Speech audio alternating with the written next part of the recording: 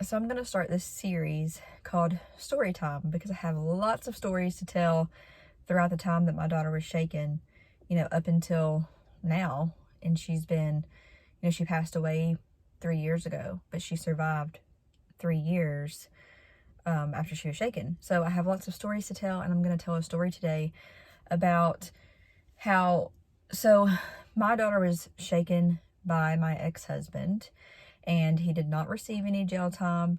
He did receive not his rights taken away, but custody taken away. And there was, at that time, I got remarried. I guess it was like 2 or 3 years, 2 years after my daughter was shaken. But up until that point, I was a single mom. And so the court system would not take my daughter's abuser, my ex-husband, his rights, because they had no one to give rights to. So he still had these rights to my daughter. So anyway, the story I'm going to tell today was just a struggle with the hospital.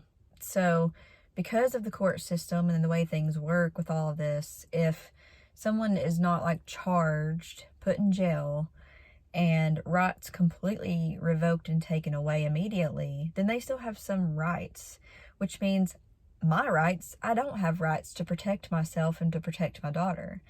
So this particular story, we were admitted to the hospital. Something was going on with my daughter, and up until that point, my ex-husband, who shook her, would see her from time to time through my discretion, because that's what the court approved, and it would be supervised only. So that's kind of how that went.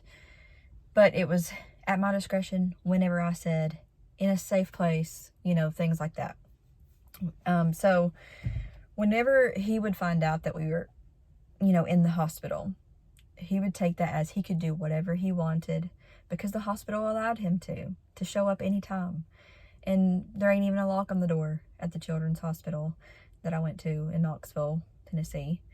And so what happened was, we would go to the hospital, and when you're admitted to the hospital, especially on a regular floor that's not a intensive care unit, they would put you on this roster or whatever, to where anyone can call and say, hey, what room number is Christa Hunt in? And they would tell you what room number. There was no privacy whatsoever, no way to protect the privacy unless you had some kind of court order to protect the privacy. So I found out, through my own advocating for us, because the hospital was no help with this. Social work was no help with this. I had to find out through lots of different ways and lots of different people how the heck I could protect us, because he could walk up in there at any time. There's no lock on the door, and no one's stopping him from walking into the room at any time, or at any time of day. They didn't even have the visitor hours. So, let's see. So what I found out was they can make a child's name Cody C. Green, is what they would call it. And that means that anybody who called, the operator would see that it said Cody C. Green, and would say, we don't have anyone by the name, of Christa Hunt here, because she was listed under Cody C. Green. Well, if there is someone like a father involved, then you can't, they claimed that they could not make her that kind of thing, because it would take his rights away if they were to hide her name. It would take his rights away to be able to find her. So even knowing the situation, because the situation happened at that hospital, knowing everything, they refused to protect us. And so I had to get security involved, the head of security. So I was, basically starting to get pissed about the situation. I was like, you won't let me bring a gun in here, because it's, you're not allowed to bring a gun in the hospital at all. You won't let me have any kind of protection, and you won't protect me. And so I had to go and basically fight them about the situation, argue about the situation, as if the situation wasn't bad enough being in the hospital with a child. I had to argue just to get us protected from someone who kept showing up. He did show up several times, and I had to call for security and say, you know, these were the court orders. It's under my discretion. I did not say he could come here at this time. And that was even when there were times that I would allow him to come visit. But it had to be on my terms. You can't just show up at 9 o'clock at night after we had been, you know, through heck the entire day and expect to just come see her because you know where we're at. You know our location. And I felt very in danger because of that. I felt like I couldn't sleep because he could be in the room, walk right into the room. I felt like I couldn't get in the shower because he could come in and literally put his hands on her while I was in the shower or do anything. And so, anyways, arguing with the hospital, with social work, with the nurse manager, they called in the head of security to explain to me why they couldn't take his rights away. It was ridiculous. And the more I argued, the more, you know, more people got involved. So I eventually spoke to an attorney who was a patient advocate attorney at the hospital, which is an angel. He did so much for us, and I can just never repay this person for what he did for us. He protected us when no one else would. He figured out the answer and figured out that he could actually protect us and that the other people were just, I guess, being lazy and didn't want to deal with it. So talking to this patient advocate attorney who happened to be like this new thing at the hospital at the time, like, you know, privately funded by donations and stuff, I talked to him.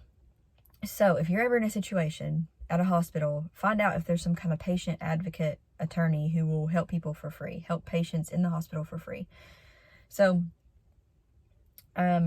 he got in touch with like the hospital's liability, you know, attorney, because a lot of the decisions they were making was just to protect themselves completely. It had nothing to do with trying to figure out how to take the best care of the patient and protect the patient. It was all to do with covering their butts, because if my ex-husband tried to sue them for not, you know, for violating his rights, then they could have gotten in trouble. It was all to protect themselves 100%.